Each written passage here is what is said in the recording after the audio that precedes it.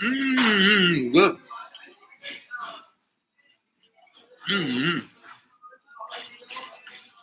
It's lunchtime now. I had a little slice of peace. Here I am in the bourgeois wake up fire. Which is noisy as a railroad station, but people get annoyed when I watch Doctor Who. I had the Doctor Who down on half. You just, repent of God come up to me.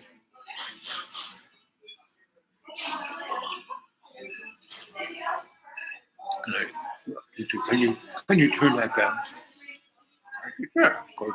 Laptop. I said, oh, look at you. So what are you, an adjunct at this college here? And you teach art? And you tell kids how their art sucks, but you make no art yourself? And he just started to cry. I said, don't worry. Don't worry. Let me read your poem. So I read poem at that girl at breakfast, and I gave her more info.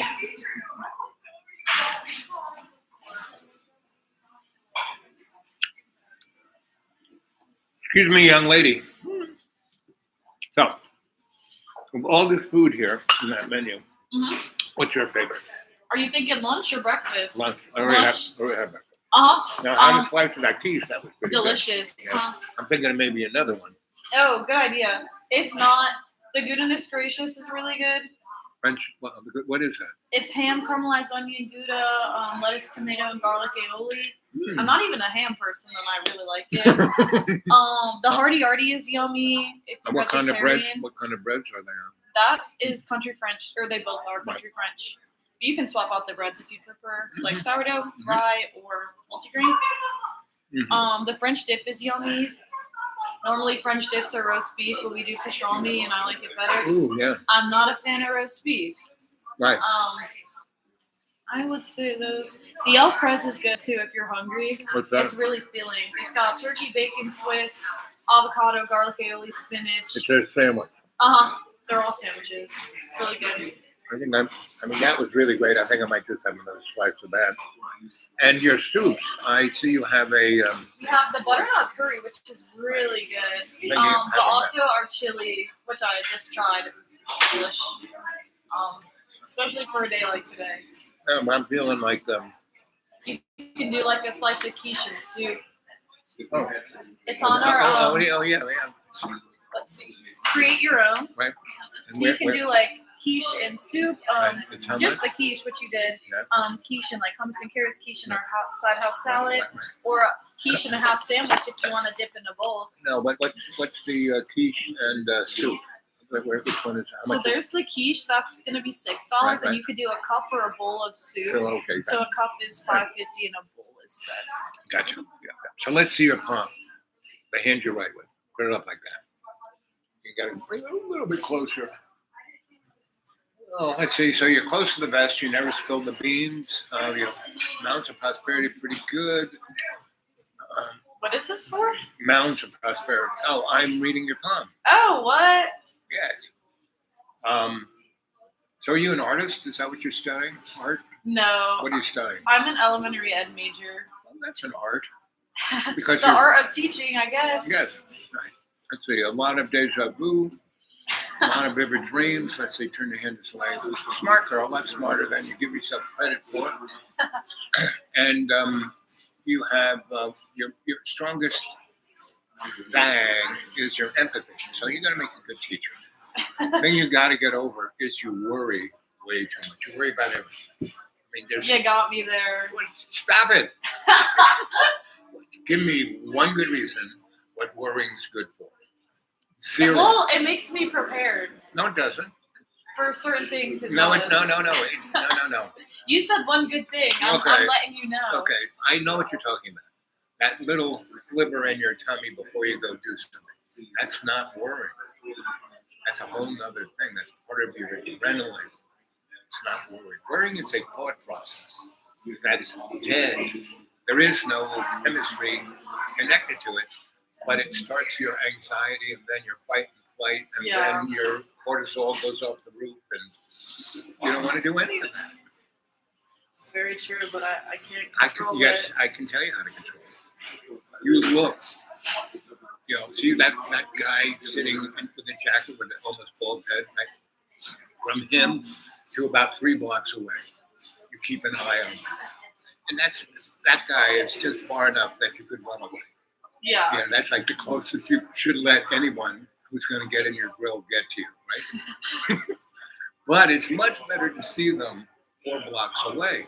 Correct. But you can see them, and you can do one or two things. You can say, which way am I going to go? Or you know the person, you've had an experience with them, and the last time you wanted to say something to them, but they left before like 15 minutes or an hour later. I wish I could have said that. You get it all ready before they come, and before they open their mouth, you whack them between the eyes with what you wanted to say 2 days ago or a week ago. Drop the mic, walk away. They'll never bother you again. It's better than going to jail for shooting them. Very true. Very What true. astrological sign are you? Say that again. What astrological sign are you? I'm a Gemini. Geminis are great. They're loads of fun. I'm a twin too. Really? Yeah, isn't that cool? Does your sister look like you or your I have brother? a twin brother. I think we act more than we look alike. Is what I get from Are you the people. same height? Yes. Okay. So put your hand back up again. That's it. So your dreams, they're pretty vivid, right? When I have them, But yeah. no, you have them all the time when you remember them. Yeah. So if you want to remember your dreams more, you tell yourself when you get to a little head and you're just about to, I want to remember my dreams. Mhm. And you have your phone I do. right To by write you. it down. Yes, and no, not write it down. Oh. Hit record. I just had a dream about it. Because to write stuff down, it's a different part of your brain. But your mouth is wired straight to your brain. That's why shrinky boys like me would say, and what do you dream about? And so what you do is you then put it on this thing. Okay. And you don't get out of bed, you just wake up and say, whoa, what's that? You've been just had a dream, and you say, I just had a dream about. It sets it all up, and it's straight off the bat under this 100%. Should have done that 2 nights ago. Next time to keep this Next around. time. Then it's in this thing. Now you can listen to it at your leisure. You can stop it, go back, go forward, do whatever. And you can, that's when you write things down. See, when you write things down in school, you don't do it to remember. You remember everything. Getting it back's another story. It goes up there, but getting at it, I could teach you how to do that. But when you're listening, you write it down. You write things down in school, not to remember, but to understand. And that's what ear to writing down. That's how you listen to your dream. You write it down, you go, wow, that's why I did that. Whoa, I won't do that again. And I used to work in a big shop, big shrinking shop. And I was the guy, I was doing research. But I was real good at it. There's nobody here, you don't have to worry. So the bosses said, Al, you are great at this. But you get the people out the door in 3 visits. We want them here for 20 years. They got great insurance. And they said, you keep it up. You're going to be one of us, meaning the boss. And I looked at him, I said, what? He said, yeah, we were thinking of putting you on the board. I said, what? He said, yeah, we're going to give you you can get a new car. What? And I said, I quit. And the guy was like, and I said, I don't want to be one of you. No. And I walked away. But I had all these other skill sets that I could go and do. There you go. So that's where because man, you need to start your own school. So if you go in the public system, you're just going to be a gatekeeper, a person keeping the kids in the cell. Because I used to go into schools and look at their protocols and what they did and how they. And there were some schools that were great. You know, the no kid left behind. They were like on top of the thing in their state. They closed the school. The better it was, they closed the school. And then they bust the kids all the way to in the city where they had to deal with the drugs and the this and the that. So if you want to be part of that for the rest of your life, good luck. I get that a lot. I'm used to it. This is what I signed up for. Then, I'm ready for it. So. well, that's why I said you need. So I got around that. Was that I found my one little niche that I could work through the system, and I could do good things, and they couldn't fire me and get rid of me because I was working for somebody over there. But I'd be there for a year or whatever, and I could help that 1 or 2 or 10 or 20 kids. So I have 128 godchildren. That's what I call them, my godchildren. 128 that I saved their lives over the last 50 years. That's awesome. And instead of going to jail or ending up dead or a drug addict, they all came out the other side. Do you know the girl who plays in all the Star Wars, Rosario Dawson? I'm sure if I saw She her, was I'm Men in Black, and she was one of my. I'm sure I do. Yeah. I found her in a little hallway, and there was a book. She was going through the garbage, and she was pulling out books. She was about 8. Her mother was upstairs getting fit. There was a shooting. I said, "What are you doing here?" "My mommy's upstairs. She'll be down soon."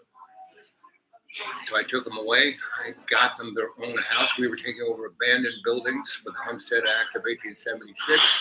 We put 500 families. I was a master electrician. I put real electricity, so they had an electric bill, so they couldn't be thrown out because that's the platinum ticket, right? If you shows that you live there, right? So 500 families, 1,800 kids, Wow. 128 of my godchildren. So you can do that. You just have to find your little niche. Don't be a robot. I won't. Don't you worry. No, I have faith in you. What? I have faith. Can I order from you? Or do Sure. I just need to go grab our Yeah, topic. right.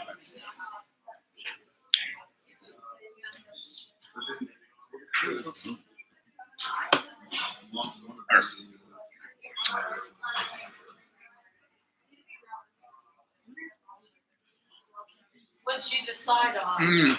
Another spinach artichoke or whatever that was. Yeah, the spinach. I think it was the spinach feta. The one on the bottom. You were right. Spinach artichoke. Right.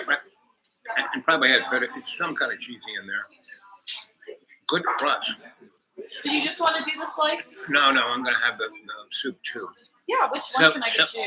So, the curry. The butternut curry? Yeah, butternut curry. Is a cup all right, or did you want to do a bowl? Well, how big is your cup? Is it like A cup is 8 ounces. A bowl is 12. They're really close. I'll go with the cup. I'll fill it up all the way too. Don't you worry. That's why I always read that. The people who are serving me that Anything else I can get you? That's good. Awesome. Can we It's do gonna the- be $12.28. We can do the party thing right here, right? Yeah, I have a card reader. I can also take cash back to the No, register, no. whatever's easiest for you. Thought I had cash, but I don't. So I used to make a lot of money, and then I got ridiculously, hedonistically ridiculous, and I died.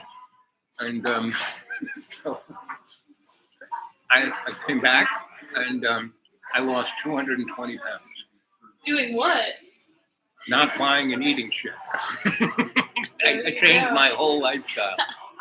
And That's awesome. so That now, must have been hard. no, listen, No? do that or die. Well, there you go. You know? And that's the choice you have every day.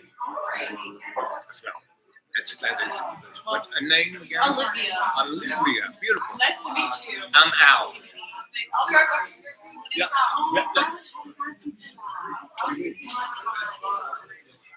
think I took it like the same as your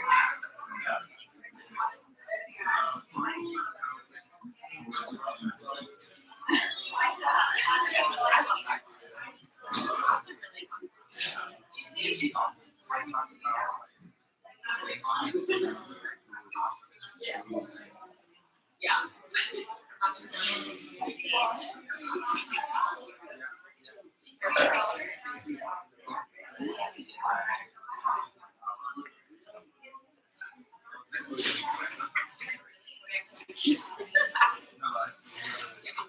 Good.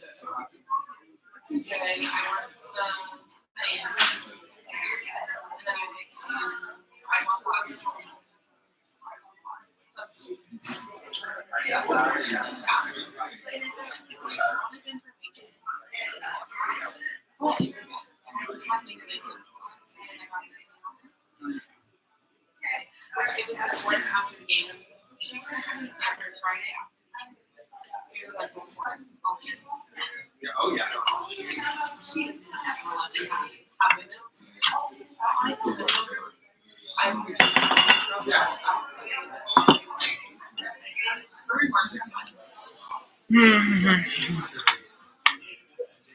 you're still here.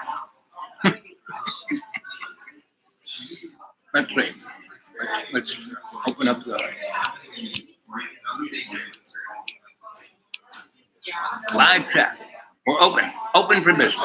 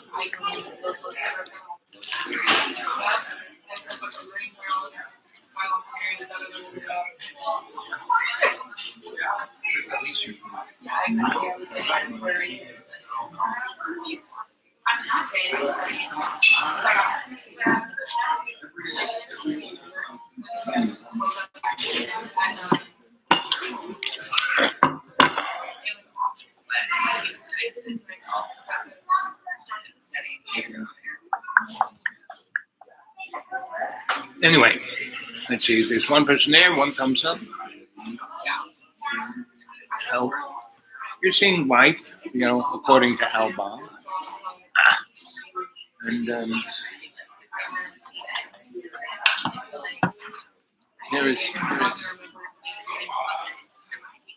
high country arts and entertainment source, Mountain Times.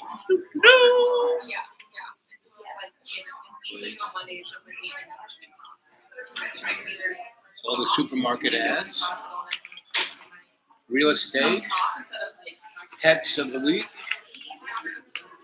annual festival in the trade community, that's in kind of Tennessee. It's the third annual Girl Scout Day.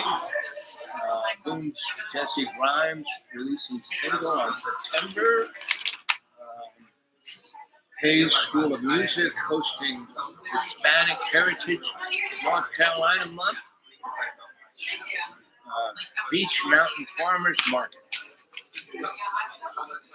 So, there's all of that. Oh, Limelight. Abby Bonnet will promote new album at Boone Saloon on Saturday.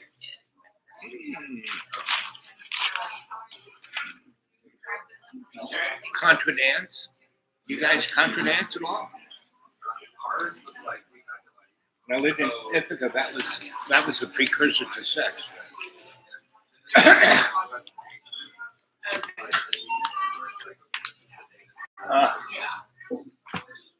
And then there's this magazine, and this is what it's. That thing's like 12 pages. This is like how many pages? 108. Right? It's all about real estate.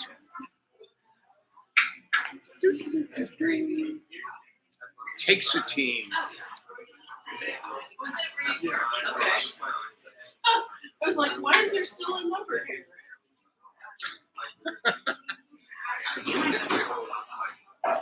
Oh, that's what life's about. Yep.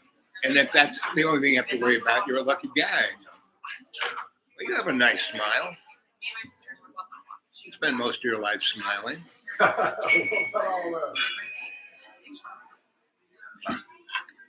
You guys didn't come from here, did you? Sure. You guys didn't come from here, did you? Didn't come from where? Boone. Are you a Booneite? Oh, no.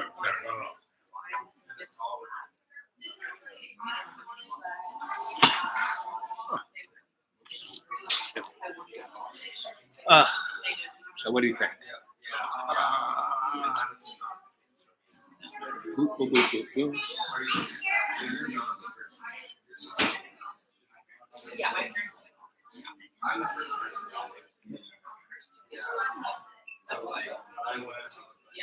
No, I don't want to rent anything. Don't want to have a plumber.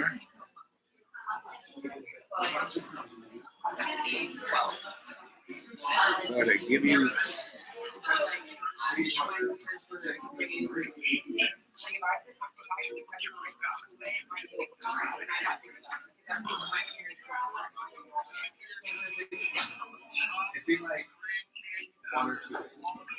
Yosemite just below Glen Allen. This is where I'm going to be hiking for the next couple of days. Not bad.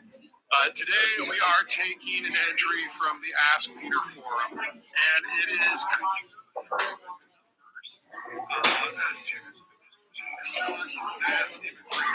countries specifically like Canada and Germany. People always talk about the economic upside and the tax upside, but they rarely talk about the downside, things like crime and social identity. It's a reasonable question. And as we have more and more countries that are aging, sorry, I'm just going to pan around. Nobody here before.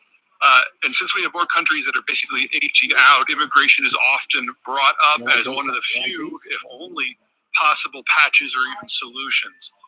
Let's start by saying that Canada is a very special case. Canada knew that they were on a German-style demographic implosion 30 years ago, and then under the Harper government, and then later under the Trudeau government, the decision was made to open the floodgates and become an immigrant country. And so Thank you, dear. Yeah, I brought another set of silverware. Do you need it? Sure. Just in case. And the spoon is there. Yeah. Anything else I can get you? You know what? I have a cup of coffee. Say that again. Cup of coffee. Yeah. So I can get you a mug, but it's all self-serve up at the front. yeah. So just bring the mug and I'll. Perfect. You know what? Grab whatever coffee you like. I mean, I like strong coffee, so Okay. I'll let you that. We'll go from there. Oh yeah, that's good. That's yummy. This is curried, some kind of something.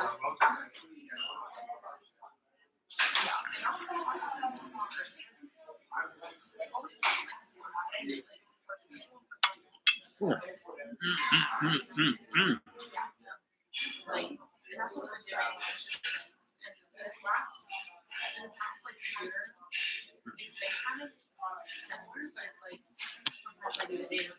I have a couple more chunks of bread with butter. Yeah.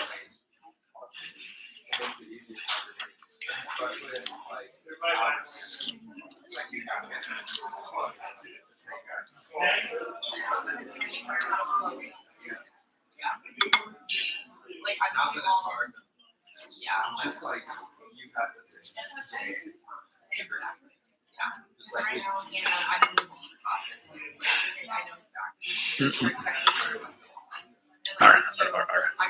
Boy, that's good. The piece really. I think it's artichoke and whatever other root plant.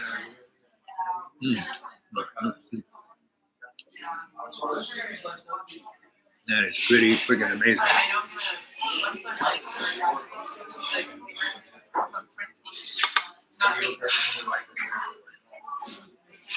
where I try to. Yeah. And then you can tell See?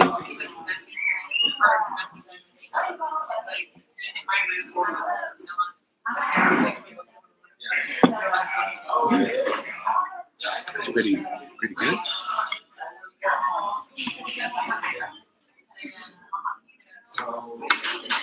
So my doctor's report was A-OK. Though I got issues with my heart valves. And so one day I might just, I got a choice of doing open heart surgery and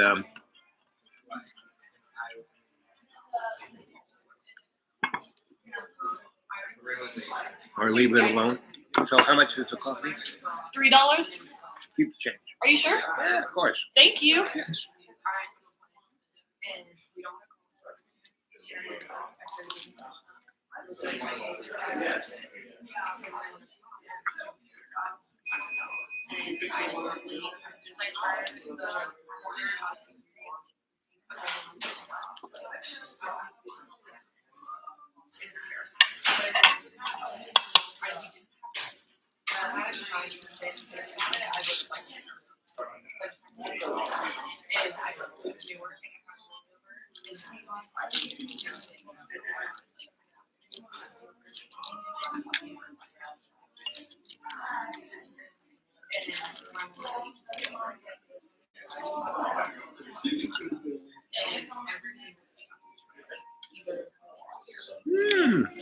Hello.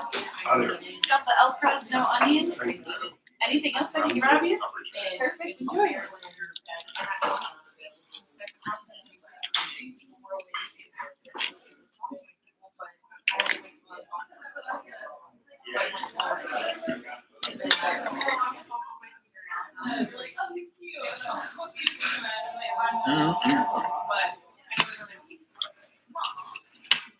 Hello. Got the bomb salad. Hey, is there anything else I can get you? Or are you waiting on? Thank you. Yeah, enjoy.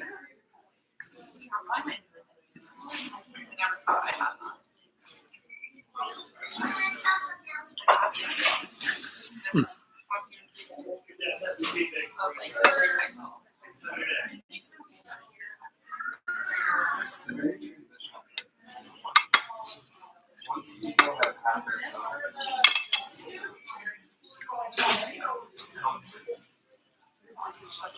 but it is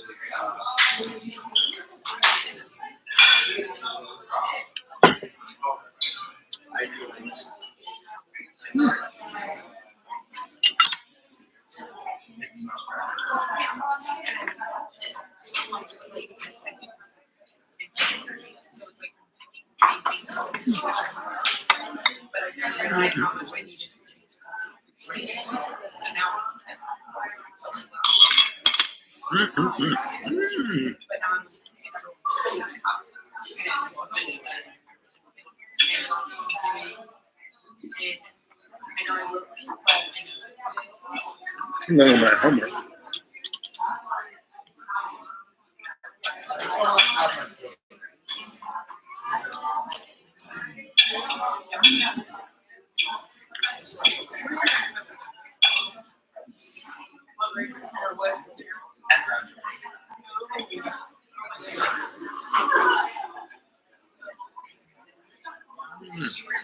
Village of Walmart.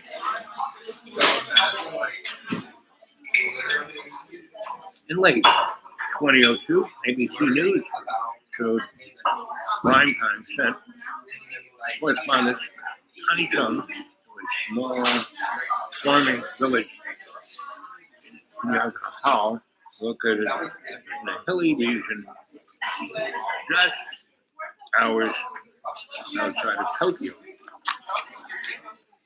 See this picture? That's kind of what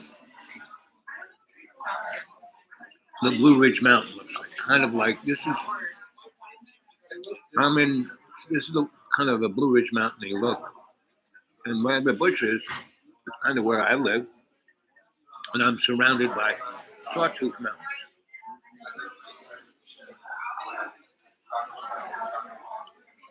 What is hyaluronic acid? Hyaluronic acid is hyaluronate or hyaluronate. It's a bihydroxylic, meaning water 11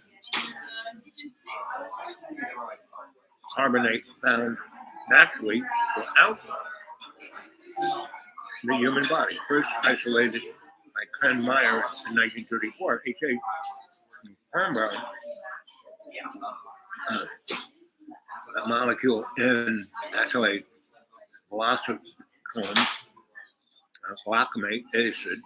It's a linear rope-like structure allowed to bind up to 100,000 times its weight in water, which would mean if you took a couple of drops of this and stuck it on the floor, whatever moisture there was, it would absorb and turn your floor into a ice skating rink. So it would be like, I dropped that stuff on the floor.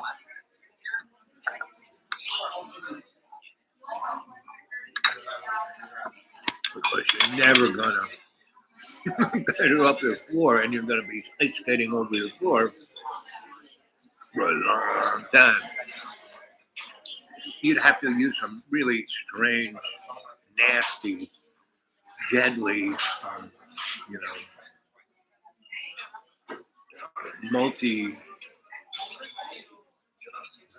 something like gasoline, really nasty solvent. Worse than gasoline. So don't drop it on your floor. But taking it internally, I could see how it could do really good because it would go against your knees, right? It would get in there, and instead of the cartilage, if you got rid of your cartilage, it would be that thing. And your body is just a bag of water anyway, so it would slip and slide.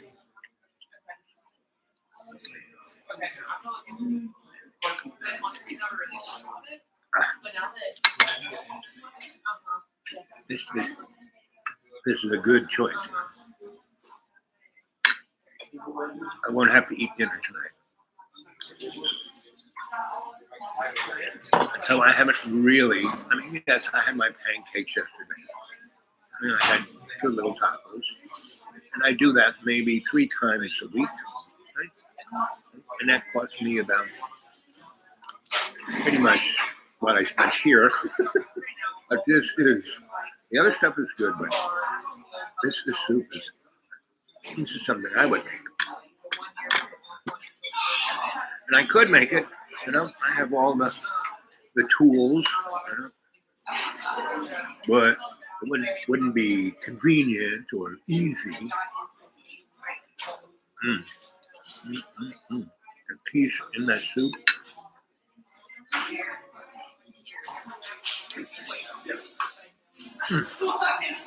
So no one showed up yet. Come on.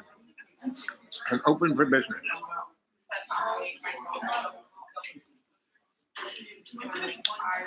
That is a pretty good picture of what the muscle, what this substance would do within the fiber of the muscle around your bones. This is kind of what's in between, and this here, this little cubey thing, is more or less the part of the, you've got your kneecap, and you've got this joint, and you have this kind of, what's it called? It's not muscle, it's not fascia, it's not skin. Tendon, maybe?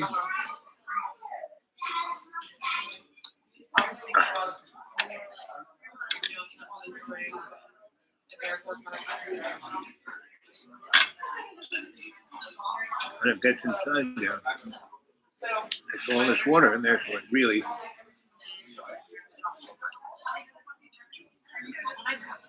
hydrates that tendon. When I get $40, I'll give it a try.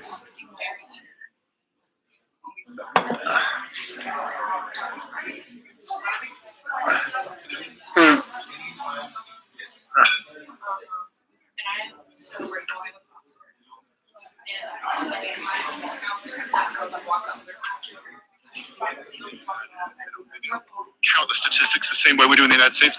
You probably had 3 to 4 million immigrants come in and become Canadians in that time period, and most of them in their 20s and their 30s. They specifically were going after people who were younger, as opposed to most of the migrants that they got before. And that's managed to stabilize the number, but only so long as they keep those inflows coming, because Native Canadians, to use a charged term, still have a very, very low birth rate, so there's no replacement coming on. And so you have a very different social fabric developing. Anyway, the numbers, which I don't have top of mind, I apologize, are unequivocal.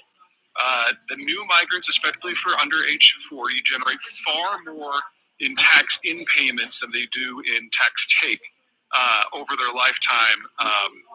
And it's definitely a net fiscal benefit. In terms of the jobs, as a rule, the people who are doing the migration tend to be the more aggressive and the more skilled and the more educated of the countrymen from where they came from. And so you tend to get a kick up in terms of labor productivity. Not everybody's an Elon Musk, but you get the idea. Third is crime. Unequivocal data on this. In every country that collects this sort of data, crime committed by immigrants is significantly lower, typically at least a third lower than it is by the native-born population. So that goes out of the way too. Fourth, there's something that people usually don't think about, and that's education. In the United States, it costs over $150,000 to graduate a kid from high school. That's just the government cost for education. That doesn't cost the societal cost of actually raising the kid from 0 to 18, when healthcare can be an issue as well in terms of cost. One of the benefits of migrants is that, they've already paid that at another country, and you're just benefiting from their labor. So economically, by the statistics, it's a very, very, very easy case to make. Two things to keep in mind. Number one, not all migrants are the same. So, for example, if you think of the United Kingdom and Indian migrants and family reunification, basically the UK would bring in one person from India who might meet all of these numerical criteria that I just talked about, but then they bring in their extended family, and all of a sudden you've got 60 Indian Brits, half of whom are over 60. Different sort of math there. If you're bringing in near retirees, the cost to the society can be very, very high. Also, for example, in the German case, the migrants that came in from Syria, there were about 1 million of them, and they were about 80 to 90% male. So, you're not getting too much of a demographic boost there because there weren't women to then have more children. And that brings us to the second complicating factor, and that's social cohesion. If you have included immigration as part of your social fabric going back decades and preferably even centuries, then the difficulty of society absorbing a number of people from different places is relatively low. So when you look at the settler states such as the United States, Australia, and New Zealand and Canada, this is something that we have done in phases. We run hot and cold for a very, very long time. And so if you tell somebody that your parents are from a different country, most Americans aren't even going to blink because people in the United States assimilate very, very quickly. But if you don't have that culture, like Germany does not have that culture, and you suddenly open the floodgates, then all of a sudden you look very, very different. So the first real wave of migration into Germany happened with the Bosnian Wars in the 1990s. The Germans did the right thing for the right reason, took in a lot of refugees from that conflict, but it changed the social character. They now have done it again in the 2000s with Syrians, changing the social character. They're in the process of doing it again with Ukrainians, changing the social character. And if you wait too long, if you wait till you have more people in their 40s than their 30s, than their 20s, than their 10s, than their zeros, then you will be a different place. And this is the situation that the Canadians are facing, not right now, but will in 20 or 30 years. They waited until it was very late in the day, and then they started bringing in millions of people. If this happens over a long enough period, society, the new society and the old society, can adapt. But in the German situation, it's happened so recently. And to keep it up, the Germans have to bring in 2 to 2.5 million people under age 30 every year for the next 20 years just to hold where they are demographically. Well, those people will be the majority of the country by then. That's a very different place. So if you look at immigration as purely a math issue, a fiscal issue, an economic growth issue, it's a slam dunk case, but we don't live in that world. And you know what we call the gap between the ideal and reality? Politics. Well, did you get that? Immigration. Why America is as successful as it is because we are a country of immigrants. And where even China, that has 1 billion people, they're at a place where they're toast, meaning in 5 years, more than half of their population is going to be over 60, more than half. And they only have about 20% that is like under 25. So people who can work in the factory and people who will buy stuff. And so by 2035, India will be a basket. Exactly, all of those. India will be a basket case, and China will be a basket case. And Japan, which is this little tiny island that is as xenophobic as you could ever imagine, actually has kind of got over this, right? And so they are letting people in, but like they're doing, they're sending Japanese people out, becoming acculturated to other cultures, having them go to school in lots of different places, and then having them fall in love there and bringing back their boyfriend or girlfriend. And by that time, that individual who may be American or European or Filipino or whatever, even African, black people, come and they have children. And the state gives those couples, actually will give any couple money to have kids. And Japan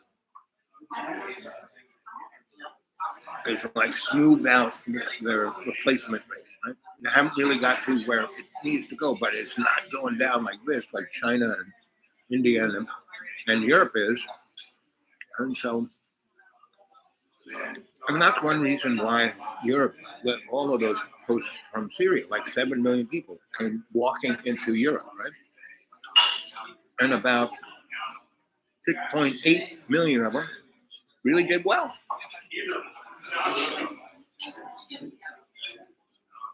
I have a number of friends who live in Sweden and Italy, and Greece, and England and Ireland, and they all married folk like that.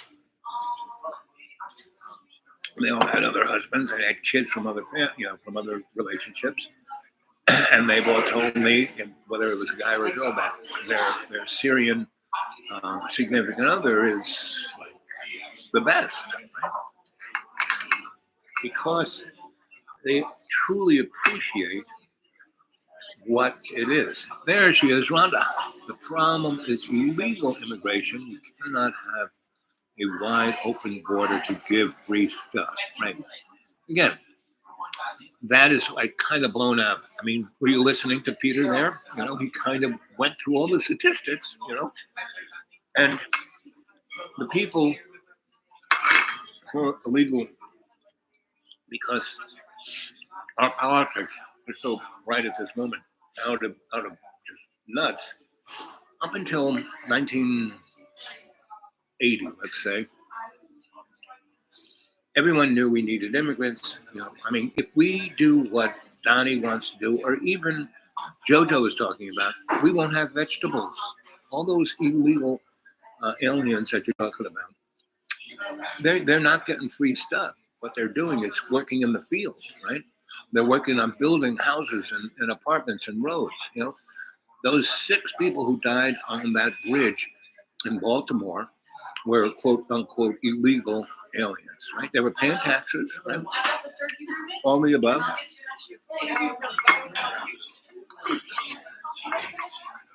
That's why it took like 6 weeks to go get them out of the water. You have to realize that we are a racist country. We always have been. Look at our founding father, Christopher Columbus, right? He came here. He was a total knucklehead. He knew nothing about sailing. He got stuck out in the Atlantic. Go from Spain to Hispaniola, which is the Caribbean, should have taken him about a week and a half, right? If he knew what he was doing. They were out there for about 3 months. They all had scurvy and everything. And So we got there, and the indigenous people in Haiti, or Hispaniola, basically saw the big masts from far away. So they went out there with their long canoes and found these people basically dead and rotting, and a few live ones, and they brought them back and brought him back to life. And the reason why Christopher Columbus, the Queen, sent him, not that he was a great discoverer or sailor or any of the above, he could write descriptively. Right? So he was like a video machine or a photograph. Or So as soon as he kind of came back out of being almost dead, he's in bed and these people are taking care of him. And he's looking at him. He writes down in his journal, these people are great, they're warm.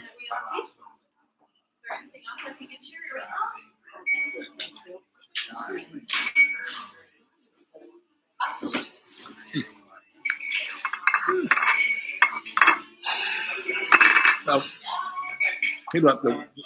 They're honest, they're beautiful, they're really smart, they're really hardworking. They don't know crime, they don't know hate. They work as a great unit. They'll make great slaves. And so when they were ready to leave, and the people were there, they basically grabbed about 12 of them and brought them back to Spain. Right? That's the one to show the Queen what they had. Right? These guys will make great slaves, and their land is really great. You can have these really great things like sugar and stuff called coffee and tobacco. Wow. And America, right off the bat, became the first drug cartel, tobacco. Tobacco, nicotine, most addictive substance, more than heroin, more than opium, more than fentanyl, nicotine.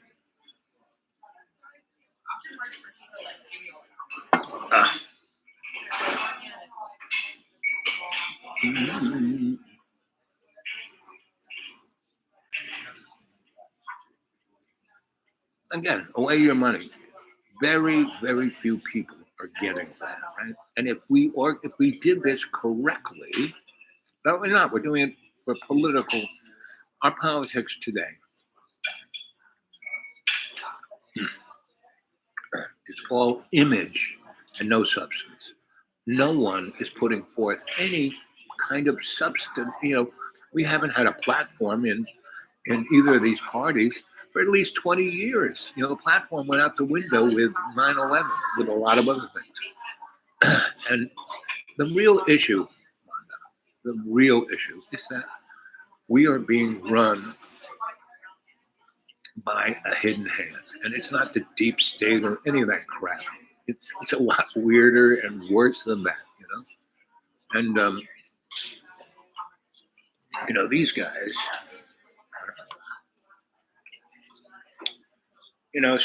so Peter Zion, right? I play him a lot. Peter, Zeihan. You should go listen to that. Other guys you should go listen to is Chris Williamson, this guy. I said it was way too close to November to switch anybody out. Turns out I was wrong. Beginner's luck. You said, what are the odds that Joe Biden has a debilitating event between now and November, including death, so he runs a 1 in 20 chance of dying in any given year or above? I don't think you know whether he's even going to make it to November. Debilitating event could have been a debilitating This guy, event. I think, is Chris, and he's the iPod. This guy is a physicist. I didn't say the other part of it, which I now feel comfortable saying, which is, I don't know whether He has his own. I don't know whether Donald Trump will be allowed to become president.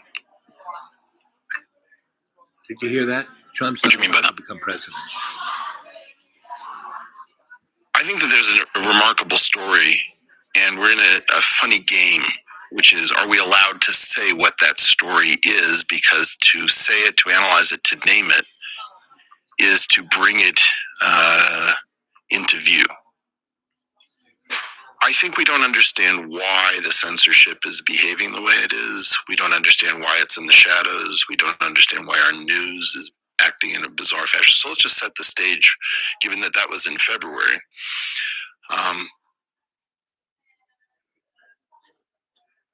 There is something that I think Mike Benz has just referred to as the rules-based international order. It's an interlocking series of agreements, tacit understandings, explicit understandings, clandestine understandings about how the most important structures keep the world free of war and keep markets open. And there has been a system in place, whether understood explicitly or behind the scenes or implicitly, that says that the purpose of the two American parties is to prune the field of populist candidates so that whatever two candidates exist in a face-off are both acceptable to that world order. So what you're trying to do from the point of view, let's take it from the point of view of, let's say, the State Department, the intelligence community, the Defense Department, and major corporations that have to do with international issues, from arms trade to, food.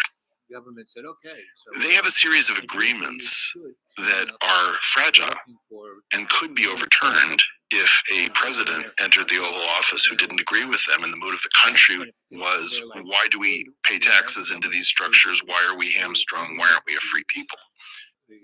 So what the two parties would do is that they would run primaries. You'd have populist candidates, and you'd pre-commit the populist candidates to support the candidates who won the primaries.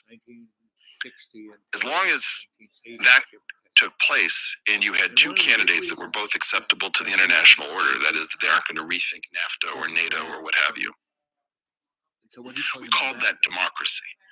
And so democracy was the illusion of choice, what's called magician's choice, where the choice is not actually, pick a card, any card, but somehow the magician makes sure that the card that you pick is the one that he knows. In that situation, you have magician's choice in the primaries, and then you'd have the duopoly field two candidates, either of which was acceptable, and you could actually afford to hold an election. And the populace would vote, and that way the international order wasn't put at risk every 4 years, because you can't have alliances that are subject to the whim of the people in plebiscites. So under that structure, everything was going fine until 2016. And then the first candidate ever to not hold any position in the military nor position in government in the history of the Republic to enter the Oval Office, Donald Trump, broke through the primary structure. So then there was a full court press. Okay, we only have one candidate that's acceptable to the international order. Donald Trump will be under constant pressure that he's a loser, he's a wild man, he's an idiot, and he's under the control of the Russians. And then he was going to be a 20-1 underdog, and then he wins. And there was no precedent for this. They learned their lesson. You cannot afford to have candidates who are not acceptable to the international order and continue to have these alliances. This is an unsolved problem. So I don't have a particular dog in this fight. I, one, believe in democracy. I also believe in international agreements. And it is the job of the State Department, the intelligence community, and the Defense Department to bring this problem in front of the American people and say, we have a problem. You don't know everything that's going on. And if you start voting in populist candidates, you're going to end up knocking out load-bearing walls that you don't understand. But Trump was in office for 4 years. Did he turn the entire table upside down? He risked doing that. Say more. You remember that there was this uncomfortable accommodation given to the Central Intelligence Agency at the beginning of his actual term. There was a question about was he going to question I have a very different point of view than most of my friends who are also, at least nominally Democrats, which is it was a very immoral thing that was done to him. He was asked the question, will you pre-commit that you will accept the results of an election? Now, if you were going to rig an election, you would ask somebody that to begin with, and that's part of the game. And he says, well, we'll see. So you have this very strange thing going on where democracy is the greatest threat to democracy. Now, how can that be? It's two different concepts of democracy. One concept of democracy is the will of the people. You hold plebiscites, and even if you do it with an electoral college or political parties, the idea is that the people are allowed, by and of and for the people. The other idea of democracy is that democracy is about institutions that sprang from democracy once upon a time, and that those institutions have to be kept strong. Those are two completely different concepts that are overloaded to the same word. Under that circumstance, we have a paradox, which is how do we keep the electorate from overturning the type A democracy from overturning the type B democracy? And that's the unsolved problem that they will not bring in front of the people. So what you have is a situation in which I believe that there are many people in Washington, D.C. who think that Donald Trump cannot become president because he can now go for broke. He's also not going to try to run for re-election. He's relatively unconstrained. He's wealthy. He's learned how to play a lot of these games. And maybe got a little bit of an axe to grind as well after the last 6 years. No kidding. And he's a wild card. There are three people who are doing amazing versions of the drunken boxing game. Kanye, who's probably the first one to really fail, Elon, and Donald Trump. And all three of them tried to do something where you couldn't pin them down. You couldn't figure out what they were going to do next. And that's what the order is keeps trying to do. Like, will you commit to this? Will you say this? Will you mouth these words? And none of these people would play the game. I find this all. You ever see Emmanuel Augustus, this boxer who actually, I think Floyd Mayweather said it was his toughest opponent because he wouldn't fight in the style that anyone could recognize. Probably the most unpredictable. Yeah, and the most entertaining boxer I've ever seen in my life. I mean, just check out any highlight reel and you won't even believe this is real. It doesn't seem possible. So that's what Donald Trump is. He's a guy who's got formulas that confuse people like Sam Harris. Sam and I have been debating this for years. I think that Trump is an incredibly intelligent man, and that there's incredible method in his tweets of old. You can put them into a data set and you say that there are 5 or 6 different types of tweets, and then the left falls for every one of them every time. So in the situation, you have a question. How is it that Donald Trump and RFK Jr. cannot possibly reach the Oval Office, and we have to have a candidate who is pre-subscribed to perpetuating these institutions, these agreements, and these orders? And there's only 1 out of 3 who has that character, and that person is not won a primary. Right now, we have no idea who's running the United States of America. I just came here in a Tesla, and I did not steer once. And I would say America is in full self-driving mode, and we don't know what the AI is that's running the Oval Office. And that's really bizarre, given that we have something like 6 minutes to make a decision about nuclear launches. We have no idea what the United States government in the executive branch actually is. But it can't be Joe Biden.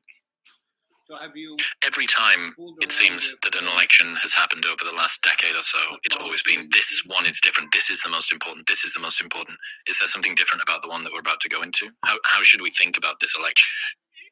As World War II unraveling, the order that has produced the illusion of peace for this length of time. Imagine that you were, let's say in the 2000s, that you had this thing called the Great Moderation. There was a story that we had finally banished volatility from the markets. None of that was true. What you were doing was you were going farther and farther into a regime without understanding that sooner or later the Jenga tower has to collapse. The order that was put in place at the end of World War II, none of its architects are still alive. Very few pieces of information were passed down about what it actually is or how it functions because it's secret. And I think what you can say is that we are now living on the fumes built from that victory. That is what is unraveling. You're about to head towards a multipolar world where the game theory in a dyadic game of 2 players doesn't look remotely like the game theory in a 5 or 10 player game. So Kamala is essentially the youngest boomer possible. And she's tied to the last silent generation president we'll ever have, which was a bizarre thing to begin with. And she's pre-committed to trying to continue that order in the guise of a alternatively woke, Wall Street friendly, Indian black, folksy. I don't even know what she is. To quote the great Chris Williamson, she's a meme of a meme of a meme. That was from our last talk. And I would say this is probably the most insane election we've ever seen by a comfortable margin. I would say that there's no one in second place. I can't think of another election that is even close to this bizarre, including the attempted assassination on Donald Trump.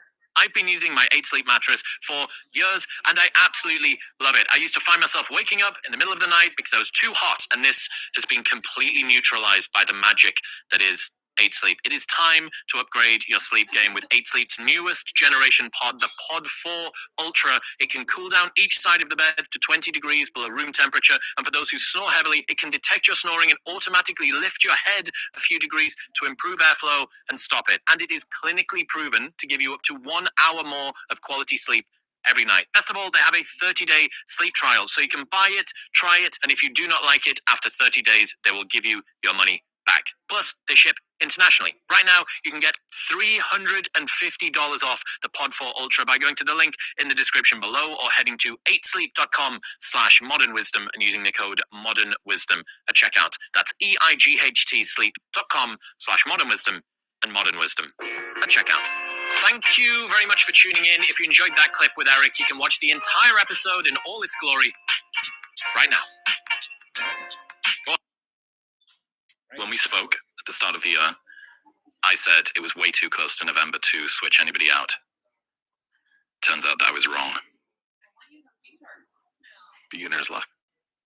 You said, what are the odds that Joe Biden has a debilitating event between now and November, including death, so he runs a 1 in 20 chance of dying in any given year or above, that I don't think you know whether he's even going to make it to November. Debilitating event could have been a debilitating public event. Purposely, Lex tweeted recently, I think that neither Trump nor Harris will destroy America if elected president. Call me crazy, but I think that Trump is not a fascist and Harris is not a communist. I think this is a reasonable, rational position, but according to the internet, it's insane. Either way, getting attacked by both sides has been mentally exhausting for me. Perhaps that's the design of the current political climate. Anybody with moderate open-mindedness needs to be pushed out in favor of a battle between dogmatic extremes. This doesn't seem like the right path toward truth. Has been mentally exhausting for me, was the point that I made. And the thing that I've realized now, kind of seeing both sides of the fence, being both a creator and a consumer, is that this lack of principle of charity, this over magnification from the creator side in terms of how it feels from a criticism capture perspective, right, that your criticisms are more deleterious than your compliments are enthusing, and the fact that the accuracy budget doesn't exist basically means that apart from the most staunch I don't give a fuck Tim Kennedy, Joe Rogan style, or I don't read the comments style approaches, almost everybody that you like to watch on the internet is on this very slow descent where they begin to run out of fuel. That anybody that decides to play with ideas, that needs to push the accuracy budget, right? Anyone that decides to actually push up against, I'm not too sure here, but I'm going to give this a crack. Okay.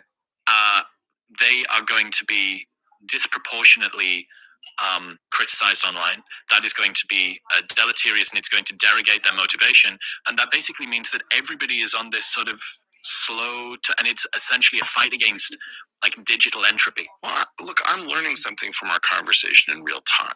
Like, for example, I don't have a good response to stalking.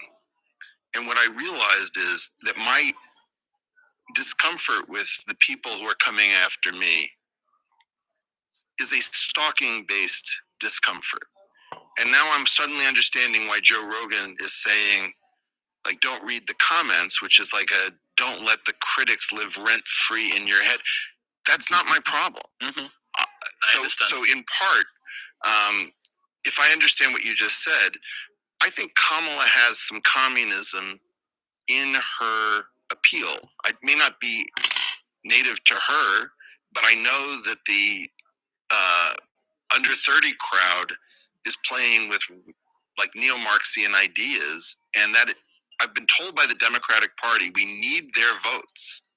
Don't worry, they won't get anywhere inside the party. We just let them mouth off and they don't get any legislation passed. Like I've been told, here's the plan. We need you to stop coming after us. Of course we're hypocritical. We're courting communists because we need the votes to win.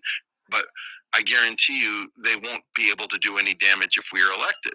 So now you say something about Kamala and somebody says, I can see the communism. Equity is communism. It's equality of outcome. That the support for October 7th is revolutionary. It's not, you're not talking about liberalism or progressivism. You're talking about calling the murder of parents in front of their children resistance. These sorts of things are confusing us because we have these very strange amalgams.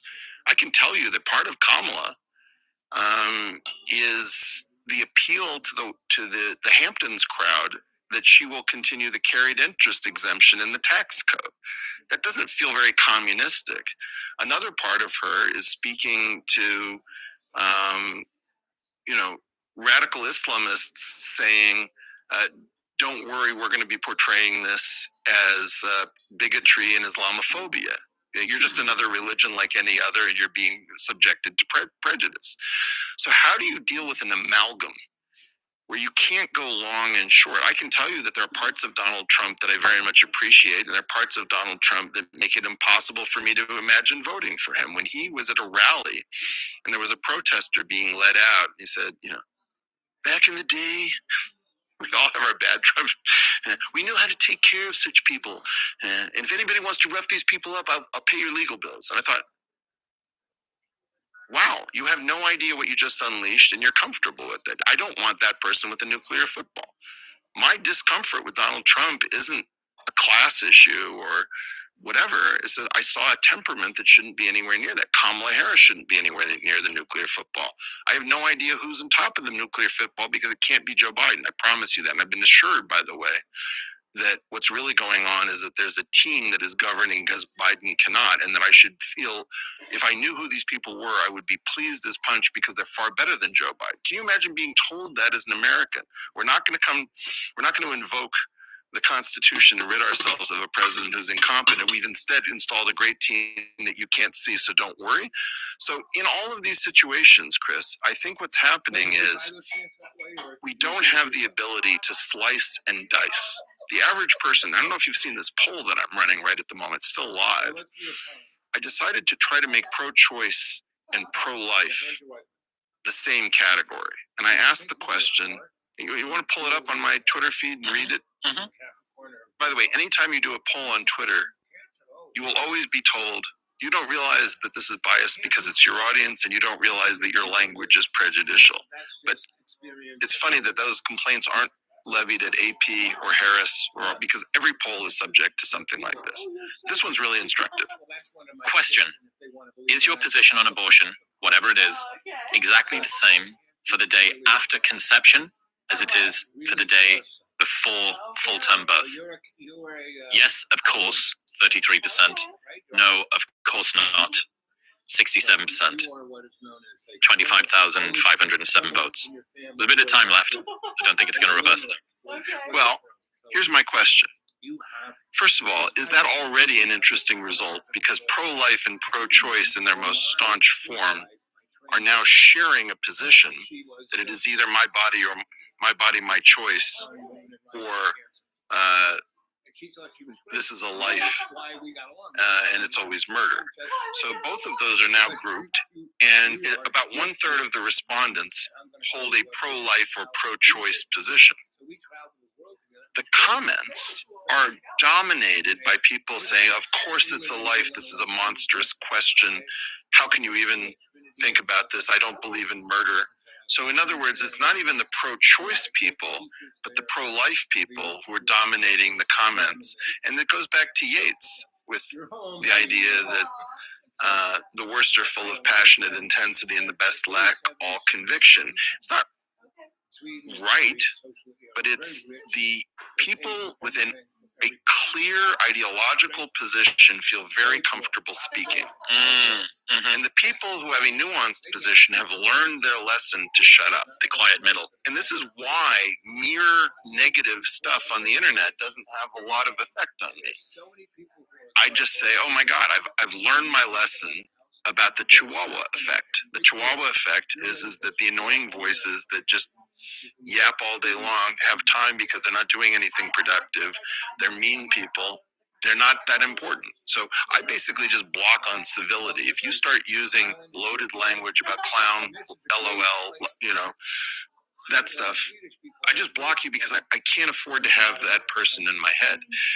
What I don't know what to do with is the fact that people don't realize that neither pro-life nor pro-choice, as an example, captures an average thinking person's response to the complex embryology of pregnancy and cessation.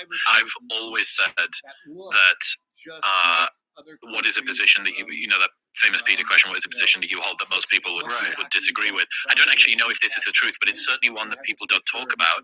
And mine is that both pro-life and pro-choice sound like the right answer to me.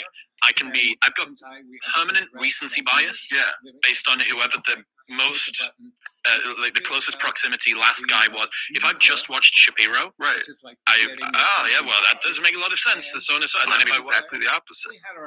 My feeling is that the only two positions I don't listen to in immigration theory is open borders and closed borders, because they're both exactly, this is my get a room position. Closed borders and open borders people should get a room. Pro-life and pro-choice people should get a room. The rest of us are trying to solve problems. I don't know what you guys are doing. And, it's not like I don't have absolutes in my life. I do. It's just that they're few and far between, and they have to be carefully chosen. And I think this has to do with shelling points, if you know that concept. Ashima John. So,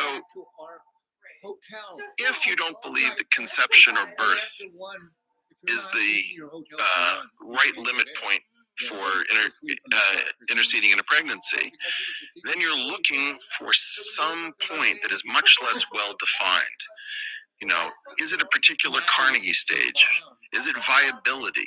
If it's viability, what happens when the technology changes? What about frozen embryos, et cetera, et cetera? So we have this penchant for clear positions that are wrong over nuanced positions that are right but lack a good shelling point. And that always been the case. I noticed this so long ago that certainty is a proxy for expertise. Hey, if you feel suspicious about a schoolmate, coworker, neighbor, relative, or even your lover, you need to watch this now. Many people are unaware this simple, yet powerful website exists. If you feel suspicious about a person in your life, you need to do this before it's too late. Just enter their name in this app and prepare to be surprised. More people need to know about this, so please listen carefully to the following detailed instructions. Just click the link, enter their name, and get ready for what comes next. Learning about someone's past can be scary and uncomfortable, so please be prepared when using this tool. Informed Americans across the country are using this tool every day to protect themselves. Share this with everyone you care about, but especially your friends and family. Begin a search today with just a name, and get ready to uncover detailed info about the people in your life. You can finally learn who she or he might really be. Enter any name to get started now. All searches are encrypted and confidential. What are you waiting for? Stop wondering about someone's background. You have the choice to use this powerful tool to get detailed information. Click the link, search a name, and prepare to learn about the people in your life.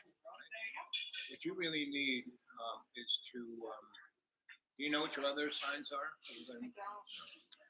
I'm sensing that certainty is a proxy for expertise. Nail polish, so I can't tell. Do you worry too much? It's a good version of it. I want to say I'm It is. I the example I use all of the time.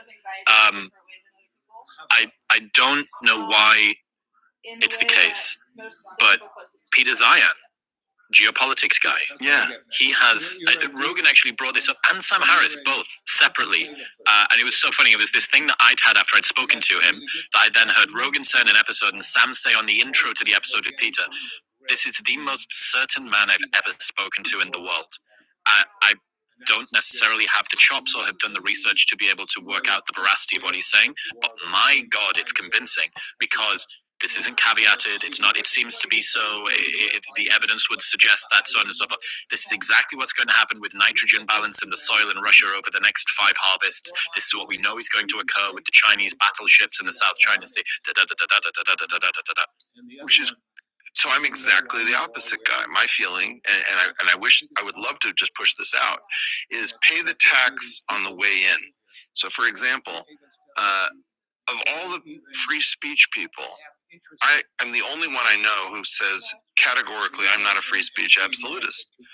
And I've watched my friends who said they were free speech absolutists fall Pay the off. tax on the way out. Well, the problem is that you know you're going to meet a situation in which you have to realize that that's simplistic. So the key thing is there are a lot of things that generate applause, you know, and you've got to forego the applause lines, right? Because those applause lines are there because people are saying, finally somebody said it.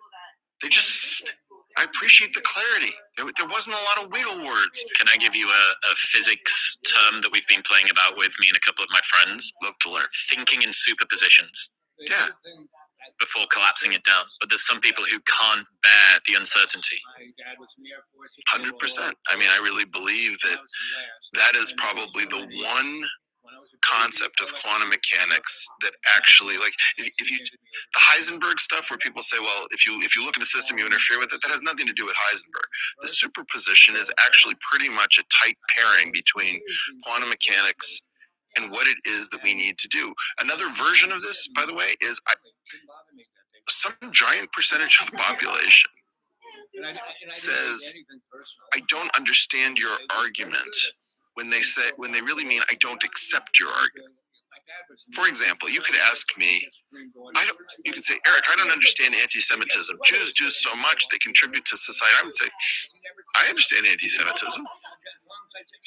Now there's a question. Wait a second.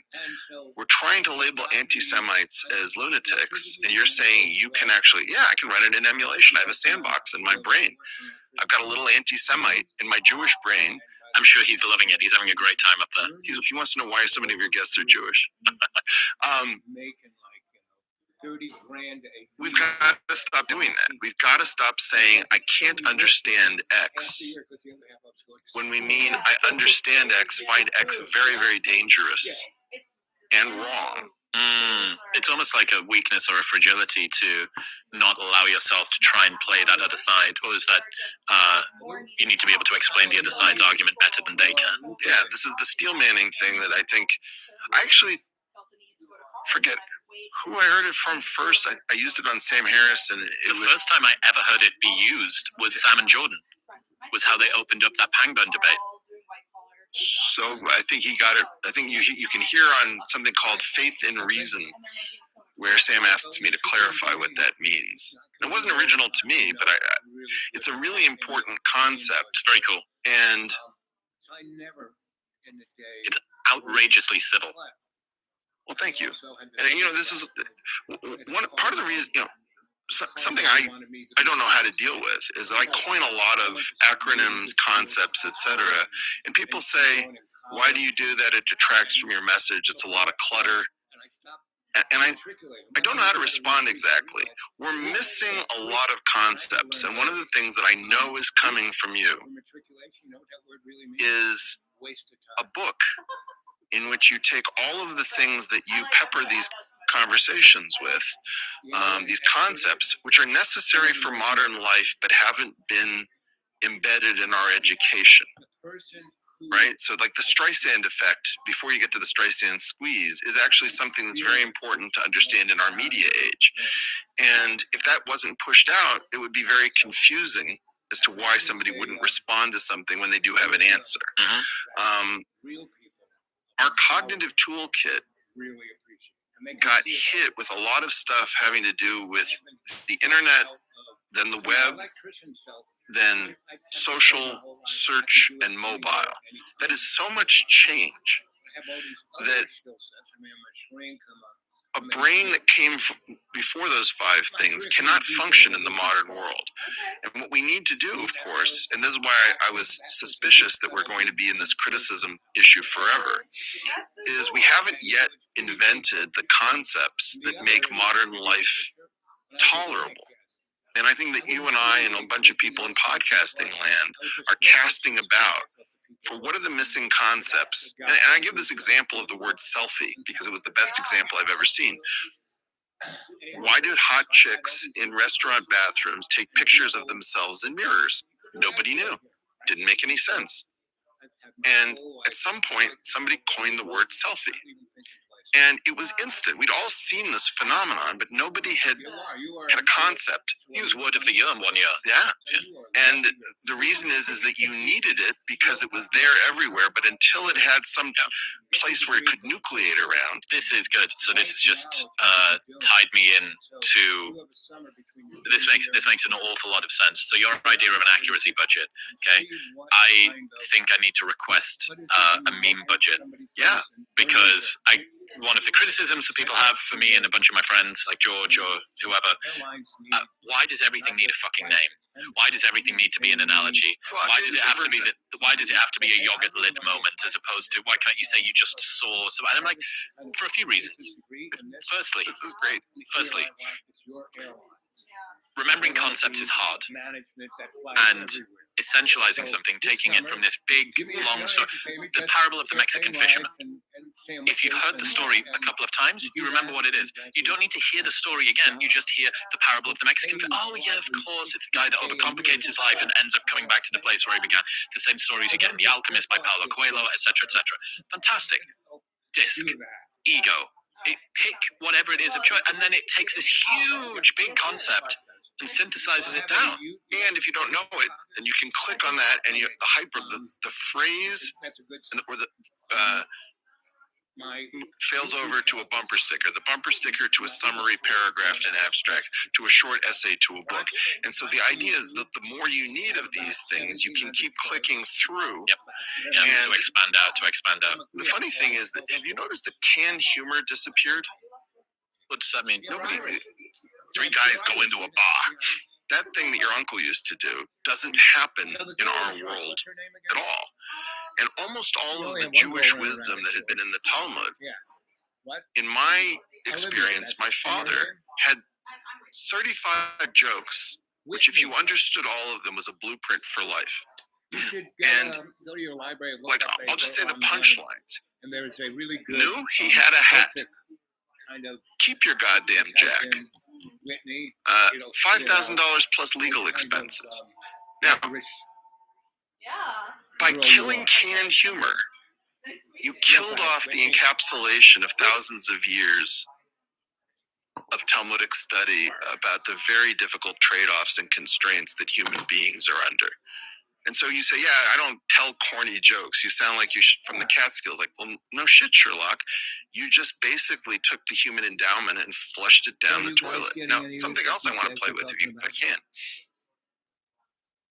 The stuff that comes back at you on the internet, if you had to pick and choose what you think is fair and what you've learned from versus what you think is just a distraction, I wonder if that would be something we could play with. Like, what have you learned from your critics? Where do you think there's validity? Where do you have an unsolved problem? And where do you just have the idea of, I can't have that in my head, it's the worst thing in the world? The most accurate, I think, is that my difficulty and discomfort pushing back, my people-pleasing nature is in me everywhere that I go. Actually, apart from when I'm in a restaurant dealing with waiters, I'm pretty good at making my sort of needs known there. But outside of that, sitting with discomfort, disappointing people, making them upset or angry, I often feel like other people's emotional states are my responsibility. And this is something that I have across the board. And that means that I have a particular vector of weakness when it comes to the podcast, because a lot of the time I need to push back against ideas and to stress test. And if you say something, a good example of this, Abigail Schreier wrote a book. Okay, enough of that. So I let that play because those guys were really good. So you should go check out, Chris Williamson, Williamson, right?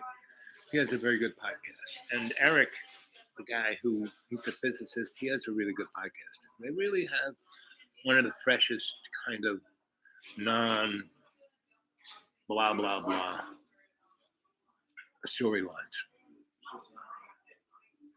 So anyway,